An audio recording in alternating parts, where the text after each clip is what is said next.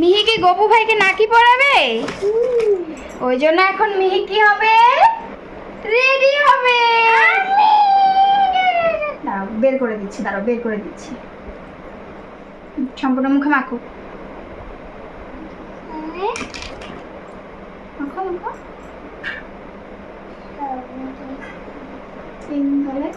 কপালে পাগল বোকা মেয়ে, কি করবি? কত বলে বলে চুল হয়েছে মিহি সোনার। সানফ্লাওয়ার ক্লিপ লাগাবে মা?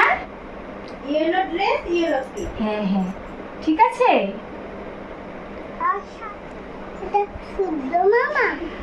সূর্যমুখী, সানফ্লাওয়ার।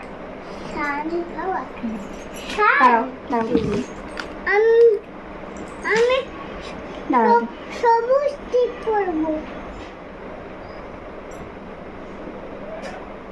দাঁড়াও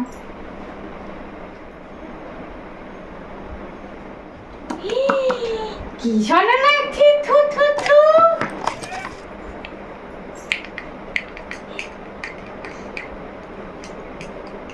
বলে আমাকে কেমন লাগছে?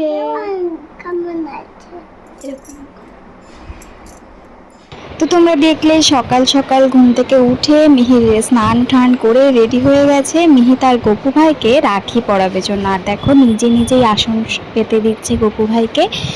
এবার আমি ওর গপু সোনাকে এনে দেবো, কারণ ও তো ছোট, ও আনতে পারবে না, আর আনলে হয়তো পড়ে যেতে পারে, যার জন্য আমিই করে দিচ্ছি। তারপরে দেখো সুন্দর করে বাঁশিটাও দিয়ে দিল। এবার সুন্দর করে চন্দনের ফোঁটা দিয়ে দিচ্ছে। তারপরে একটু আতপ চাল দিয়ে সেই ফোঁটার উপরে আবার ফোঁটা দিয়ে দিচ্ছে। এক এক করে সমস্ত কিছু একাই দেখো করছে। আমি শুধু বলে বলে দিচ্ছি। আমার মেয়েটা সত্যিই বড় হয়ে গেল এবার মনে হচ্ছে। আর এবার দেখো রাখিটা পরিয়ে দিচ্ছে। যেহেতু বাঁধতে পারে না, আমি একটু বেঁধে দিয়েছি। আর এখন দেখো একা বরণ করছে, আবার তাপও দিচ্ছে।